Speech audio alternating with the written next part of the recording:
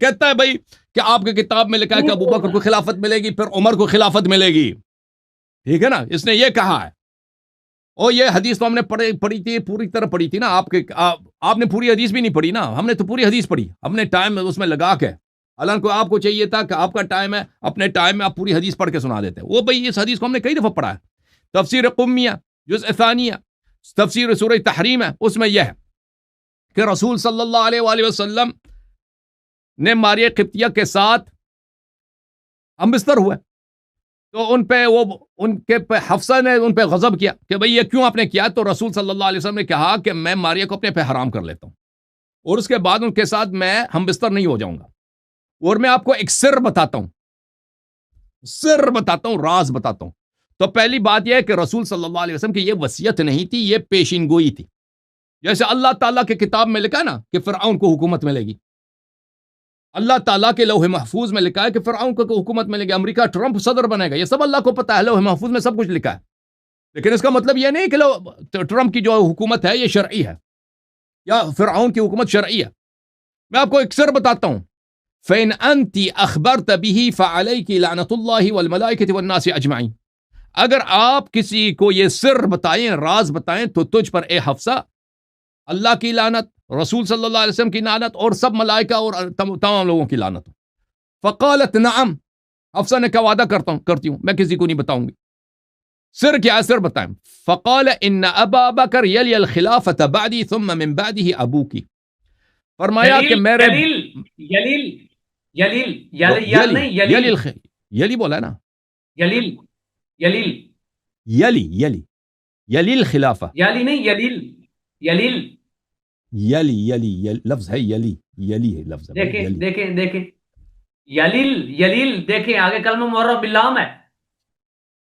ہاں وہ الگ کلمہ ہے نا، یلی الخلافہ، یلی الخلافہ. میں نے یہی بولا، یلی ال نہیں، یلیل پڑھا جائے گا، قاعدہ چلتا ہے یہاں ادغام کا. بھائی میں نے وہی بولا ہے بھائی، یلیل بولا ہے نا.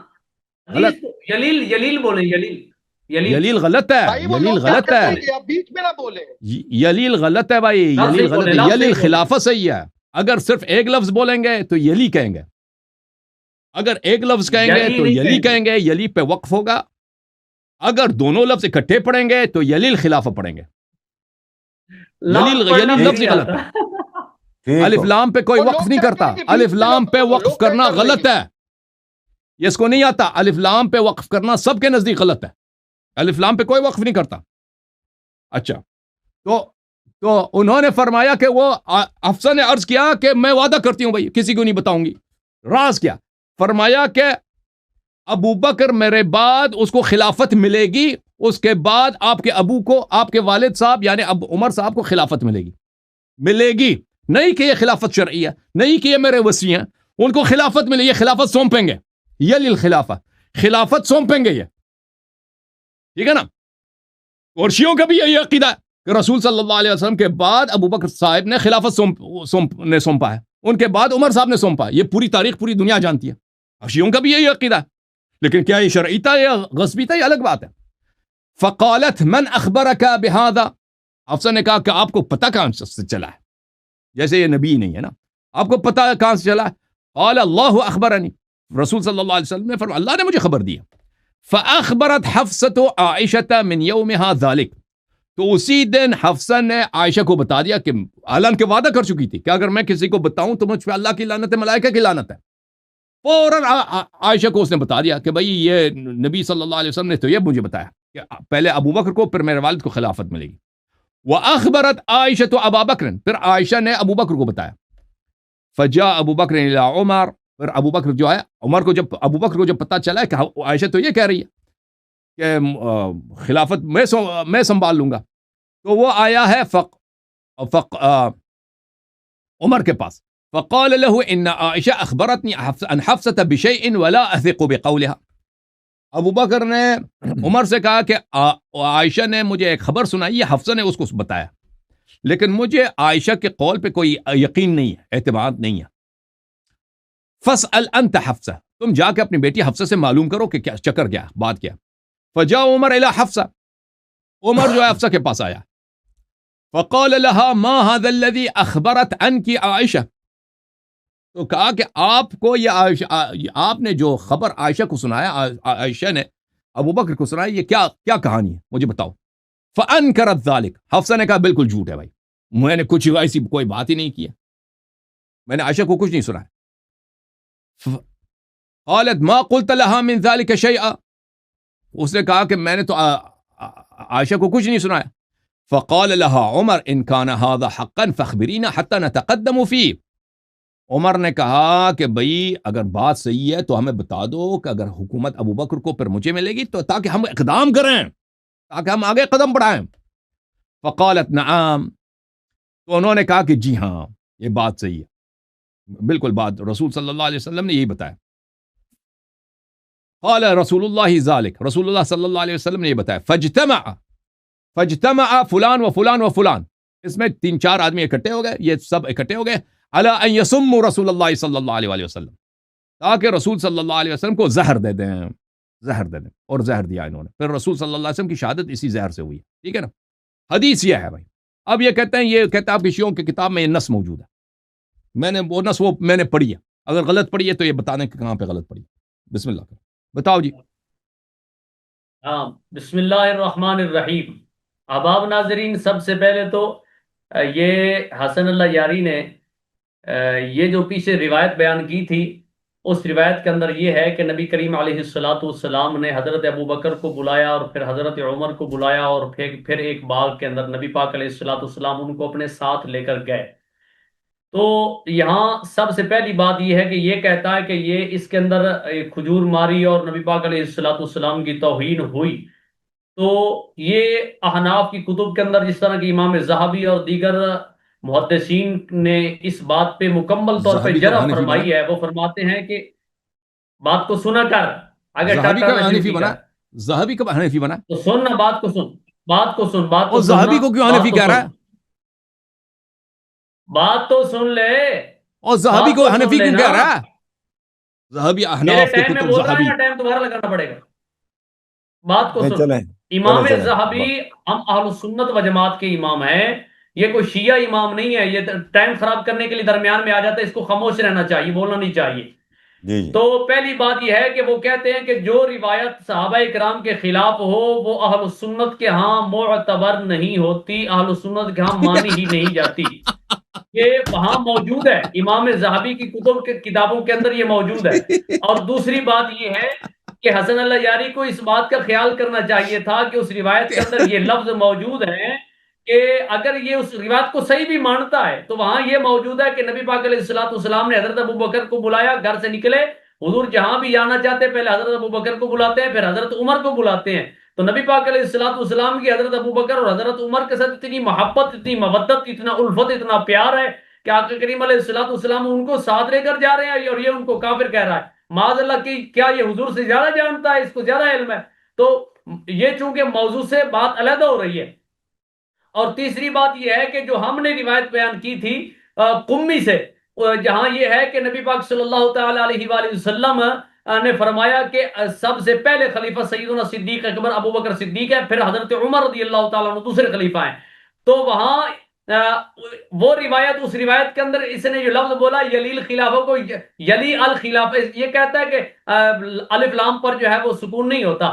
تو جس طرح الحمد جب کلمہ ملایا جاتا ہے تو لام ساکن ہو جاتی ہے، اور تو اسی طرح یہاں یہ لام ساکن ہو رہا ہے. اگر آگے لفظ جو ہے الف لام، یہ الخلافہ لفظ خلافت معرف باللام ہے، جب معرف باللام ہوتا ہے تو اس کو ساکن پڑھا جاتا ہے. اور والیہ یلی، یہ اس کو پتہ ہی نہیں ہے، اس نے تو صرف صغیر ہی نہیں پڑھی، اگر پڑھی ہوتی تو اس کو پتہ ہوتا نا، یہ ایسے یہاں بیٹھ جاتا ہے. تو پھر اس سے جو وہاں اس بات کا بھی اس کے پاس جواب نہ آیا، اس نے پوری روایت پڑھی اور پڑھ کے خاموش ہو گیا. جواب ہوتا تو اس روایت کے اندر یہ موجود ہے کہ خلیفہ اول سیدنا ابو بکر صدیق رضی اللہ تعالیٰ عنہ ہے، لیکن بالکل اس نے اس بات کا جواب نہیں دیا کیونکہ اس کے پاس اس بات کا جواب تھا ہی نہیں.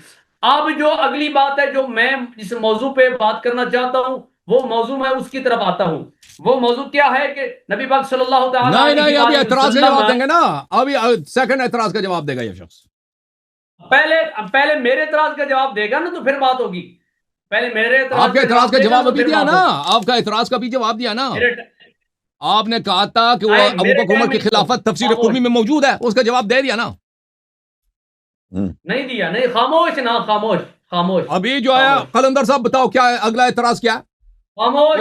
ہاں وہ نبی کے صلی اللہ علیہ وسلم کے بعد جو شیاطین ہوں گے نا، اس کا وہ والی روایت کا جواب. میرے وقت میں نہیں بولنا. حذیفہ بن یمان والی تھی دوسرا. ہاں حذیفہ بن یمان والی روایت ہے نا. خاموش خاموش. میرا 1 منٹ ضائع کر دیا. میرے ٹائم میں نہیں بولنا، میرے ٹائم میں نہیں بولنا. خاموش. 1 منٹ ضائع کیا، میں زیادہ لوں گا. دوسری بات یہ ہے کہ ابھی یہ موضوع سے جس سے بار بار فرار ہو رہا ہے کہ اس نے جھوٹ بولا ہے حسن اللہ یاری نے، اور 2 مرتبہ 2 کلپوں کے اندر حسن اللہ یاری نے جھوٹ بولا ہے. جھوٹ کیا بولا؟ اس نے کہا کہ اہل سنت کے ہاں کوئی ایسی روایت نہیں ہے کہ ہاتھ نماز کے اندر باندھ کر نماز پڑھنی. اس نے کہا کوئی ایسی روایت نہیں ہے. یہ کتاب ہے جامع ترمذی شریف، یہ ترمذی شریف ہے. ترمذی شریف کا یہ جلد پہلے مناظرہ کے اعتراضات کے جواب پہ بات ہو رہی تھی نا. صفحہ نمبر، پہلے بات تو سن. خاموش خاموش. یہاں کیا لکھا ہے؟ ابو ما جاء فی وضع الیمین علی الشمال فی الصلاۃ، کہ ایک ہاتھ کو دوسرے ہاتھ پر رکھ کر نماز میں، ایک ہاتھ کو دوسرے ہاتھ پر رکھ کر نماز پڑھنا. اس کے متعلق پورا باب باندھا ہے. یہاں کیا ہے؟ حدیث پاک لے کے آئے ہیں. قال کان رسول اللہ صلی اللہ علیہ وآلہ وسلم یومنا فیاخذ شمالہ بیمینہ. نبی کریم علیہ السلام جس وقت نماز پڑھتے تھے تو اپنے ایک ہاتھ کے ساتھ دوسرے ہاتھ کو پکڑ کے نماز پڑھتے تھے. ایک روایت یہاں موجود ہے، اور دوسری روایت جس کا اس نے بھی حوالہ دیا ہے، ٹائم ختم ہو اس گیا روایت کے اندر. ہاں اس نے ڈنڈی ماری ہے. ٹائم پورا ہونے دے، میرے 1.5 منٹ انہوں نے کھایا ہے. یہ بخاری شریف ہے، یہ بخاری شریف ہے. اور بخاری شریف کے اندر یہ صفحہ نمبر ہے جناب 102. یہاں پورا ایک باب باندھا ہے، باب وضع الیمنا علی الیسری فی الصلاۃ، کہ دائیں ہاتھ کو بائیں ہاتھ پر نماز میں، دائیں ہاتھ کو بائیں ہاتھ پر رکھ کر نماز پڑھنا. الوضع، وضع کا لفظ ہوتا ہے رکھنا، اس کا معنی ہوتا ہے. تو یہ ایک ہاتھ کو دوسرے ہاتھ پر رکھ کے نماز پڑھنا. تو یہاں کیا ہے؟ فرماتے ہیں کہ کان ناس یؤمرون ان یضع الرجل الید الیمنا علی ذراعہ الیسری فی الصلاۃ. تو نماز میں ہاتھ کو ہاتھ پر رکھ کر نماز پڑھنا، یہ بخاری کے اندر بھی موجود ہے. ابھی میرا ٹائم ہو گیا ہے چونکہ انہوں نے رولا ڈال لینا ہے. آئندہ ٹرن میں اس پر مزید حوالے دوں گا. میرے پاس 19 احادیث مبارکہ موجود ہے اس مسئلے پہ. حسن اللہ یاری اس کا جواب دے گا، بھاگے گا نہیں. بخاری والی حدیث جو پڑھی ہے وہ رسول صلی اللہ علیہ وسلم کی حدیث نہیں ہے. ان یؤمر، صحابہ ہمیں حکم ملتا تھا. وہ یہ نہیں ہے کہ رسول صلی اللہ علیہ وسلم کے زمانے کا حکم ہے. ہو سکتا ہے کہ وہ حکم دینے والا کون تھا نا. اجازت ہو تو میں کیا احادیث پوری کروں. وہ جو پچھلے مناظرے کا وہ رہ گیا تھا حضرت حذیفہ والا، وہ جواب وہ کہہ رہا تھا قلندر خان. میرے بھی کافی سارے رہتے ہیں نا، یہ ان کا جواب دیتا جائے، میں بھی ساتھ جواب دیتا جاؤں گا. اس نے تو وہ جواب نہیں دی، صرف روایت پڑھ کے خاموش ہو کے بیٹھ گیا ہے نا. جی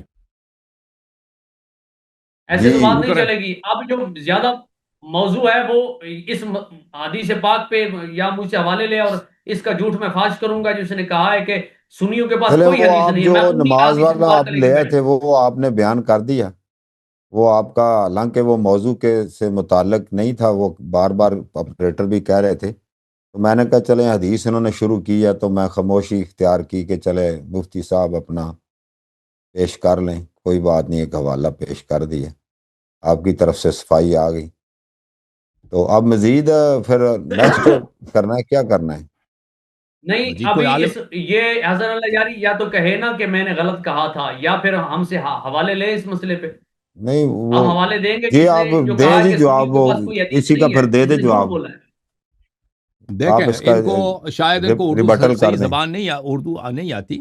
میں نے کہا تھا کہ ان لوگوں کے پاس کوئی صحیح حدیث نہیں ہے کہ رسول صحیح حدیث. دیکھیں جس طرح حدیث کوٹ کرنا کافی نہیں ہے. حدیث کوٹ کریں اور اس کی صحت بھی ثابت کریں. یہ کہ ترمذی تو اس طرح تو نہیں کہ ترمذی کے سب احادیث صحیح ہیں.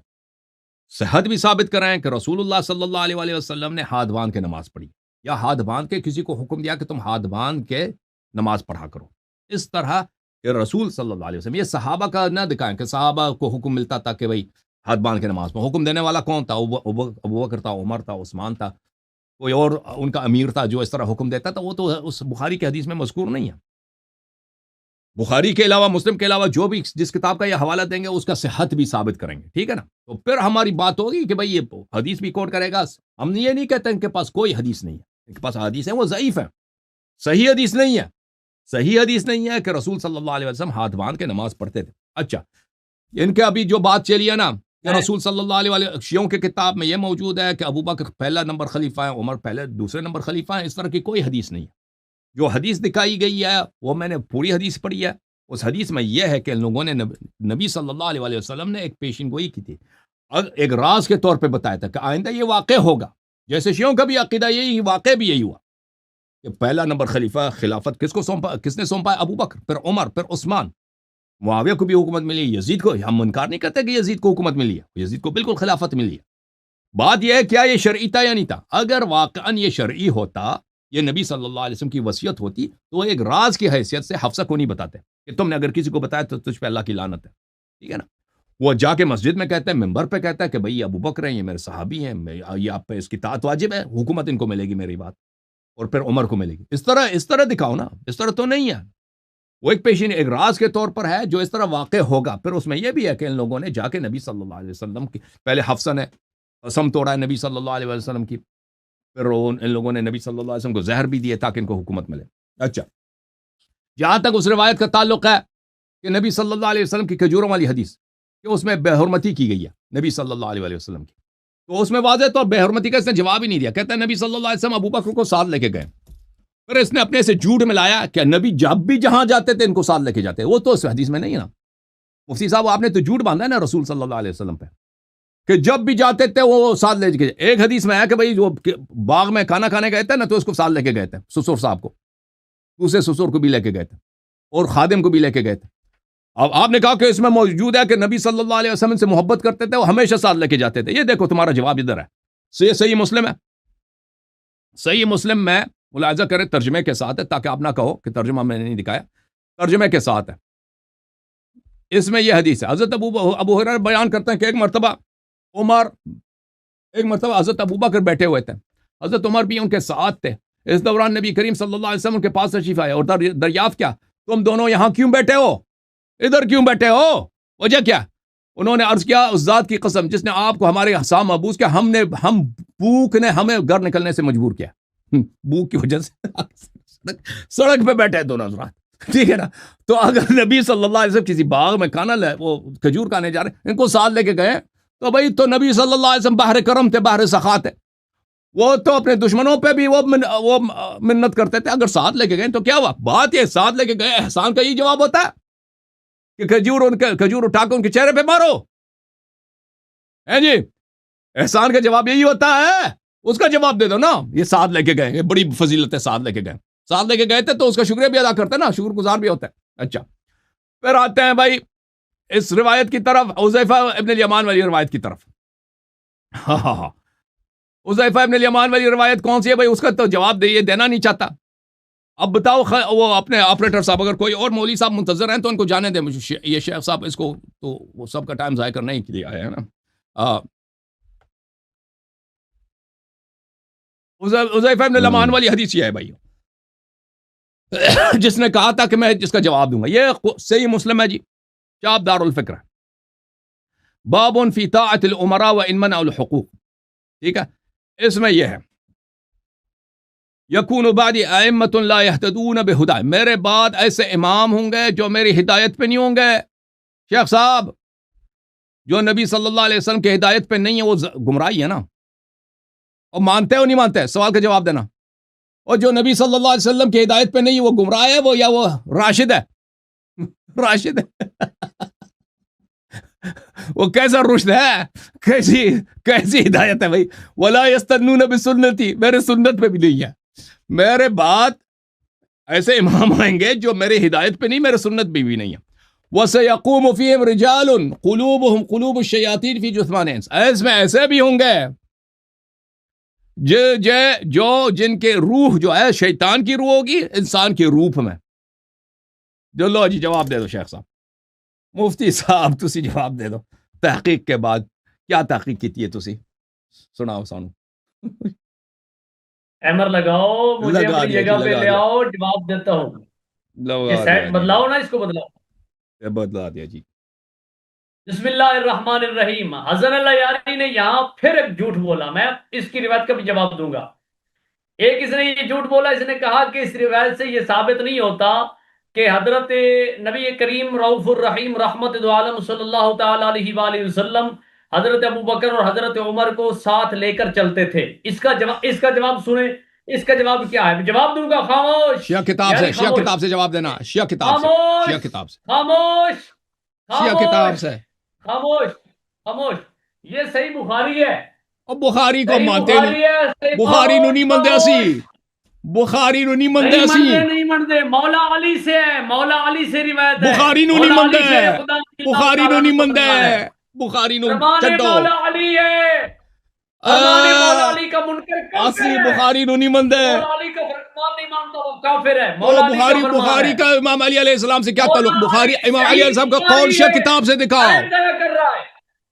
ٹائم ضائع کر رہا ہے.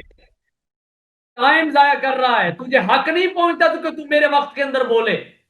یاری تجھے حق نہیں پہنچتا تو میرے وقت کے اندر بولے. یہاں کیا لکھا ہے؟ چلو کیا لکھا ہے؟ زیادہ مولا جو علی ہے شیر خدا رضی اللہ تعالیٰ عنہ ٹاپک پہ فرماتے رہیں، ہیں. موضوع پہ رہیں اور ایک مولا دوسرے کو سنے مخاطب نا، نہ کریں. سنے نا. یہ سارے خاموش ہو جائے نا میری. خاموش. خاموش. مولا علی فرماتے ہیں حسبت انی کنت کثیرا اسمع النبی صلی اللہ علیہ وآلہ وسلم یقول ذهبت انا ابو بکر و عمر دخلت انا ابو بکر و عمر خرجت انا ابو بکر و عمر. مولا علی شیر خدا رضی اللہ تعالیٰ عنہ فرماتے ہیں میں اکثر نبی کریم علیہ السلام سے یہی سنتا تھا. حضور اکثر یہی فرماتے تھے. میں گیا ابو بکر گئے عمر گئے. میں داخل ہوا ابو بکر داخل ہوا اور عمر داخل ہوئے. میں آیا ابو بکر آئے اور حضرت عمر آئے. اور یہاں پر جو حسن اللہ یاری نے جو روایت بیان کی ہے حضرت حذیفہ والی. خاموش. اوے خاموش. خاموش. خاموش. خاموش. میں وہ نہ خاموش. حضرت حذیفہ بن یمان والی روایت کا جواب لے لیں. منیر نقشبندی صاحب پھر آئندہ والی روایت کا جواب لیں. مہمان ہیں. حضرت حذیفہ بن یمان والی روایت کا جواب لیں. چلو کسی اگلی نشست میں، اگلے پروگرام میں انشاءاللہ. ابھی جواب تو لے لینا. حضرت حذیفہ بن یمان والی روایت کا جواب لے لیں بس. یہ مذاق نہیں ہے، یہ حق کا ڈنکا ہے. جواب تو لے لیں روایت کا. بخاری لے کے بخاری تمہاری چیخیں نکالتی ہے، اس وجہ سے لے کے آتا ہوں. تمہاری چیخیں نکالتی ہے نا اس وجہ سے. روایت کا جواب لو. بھاگو نہیں. روایت کا جواب لو. روایت کا جواب لو. مجھے سامنے لاؤ. سکرین پر لائیں مجھے. خاموش. خاموش. اس نے جو حضرت حذیفہ بن یمان والی روایت یہ جو لے کے آیا ہے یہ روایت ضعیف ہے اور یہ روایت منکر ہے.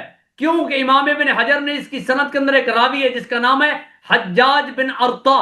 یہ مدلس ہے اور کثیر الخطا ہے اور کثیر الخطا کی وجہ سے اس کی روایت نہیں مانی جاتی. اور امام نووی نے کہا کہ اس کی روایات جو ہیں یہ روایات ضعیف ہیں. اس کی روایت یہ ضعیف روایت ہے. امام نووی لکھتے ہیں شرح صحیح مسلم کے اندر اس کی روایت ضعیف ہے. اور راوی کا کیا نام ہے؟ حجاج بن ارطا جو ہے یہ مدلس ہے، کثیر الخطا ہے. اس کی بات قابل حجت نہیں ہے. حذیفہ ابن یمان والی حدیث کی بات کرنا ہے. جی جی. کیا نام ہے راوی کا؟ راوی کا نام ہے حجاج بن ارطا. یہ دکھاؤ بھائی اس میں کہاں ہے حجاج بن ارطا؟ یہ دکھاؤ بھائی حجاج بن ارطا اس میں کون ہے بھائی؟ حجاج نہیں ہے نا. حدثنا محمد بن سالم بن عسكر التميمي حدثنا يحيى بن حسان وحدثنا عبد الله بن عبد الرحمن الدارمي أخبرنا يحيى وهو ابن حسان حدثنا معاوية يعني ابن السلام حدثنا زيد بن السلام عن ابي السلام قال حذيفة. اسمه حجاج هيني. حجاج هيني. حجاج نہیں ہے تو جو حجاج هيني. اور پھر مسلم کے حدیث کو کہہ رہا ہے ضعیف ہے. اللہ دیکھو مسلم نام رکھا ہے صحیح مسلم اور کہہ رہا ہے ضعیف ہے. یہ موجود ہے. چلے اس طرح کریں.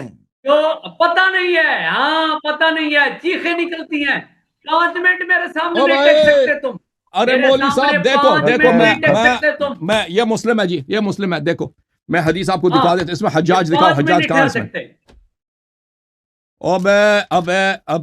اب مسلم. اب یار تو مسلم دکھا. یہ دکھاؤ بھائی یہ مسلم ہے. یہ مسلم کیا جی. میں اس کو فل اسکرین کر دیتا ہوں. یہ دکھاؤ جی کہاں اس میں حجاج. حجاج کون ہے اس میں؟ دیکھو محمد ابن سہل ابن عسکر، یحییٰ ابن حسان، حدثنا عبد الله بن عبد الرحمن الدارمي أخبرنا يحيى بن حسان حدثنا معاوية يعني من سلام حدثنا زيد بن سلام عن أبي السلام قال حذيفة بن اليمن. حجاج کہاں ہے اس میں؟ مفتی. میں نے کہا یہ سفارش میں مفتی بنا. اس کو جو بھی ذلیل آدمی اس کو ٹیکس بھیجتا نہیں پڑھ ادھر آئس کریم کھا کے پڑھ لیتا ہے. یہ اس کو ٹیکس جیسے بھیجا ہے تجھے ذلیل کیا اس نے موجود ہے جو اس نے تجھے ٹیکس بھیجا ہے کہ یہ جواب دے دو. میرے پاس ہے کہاں ایسا حجاج دکھاؤ ادھر اس میں.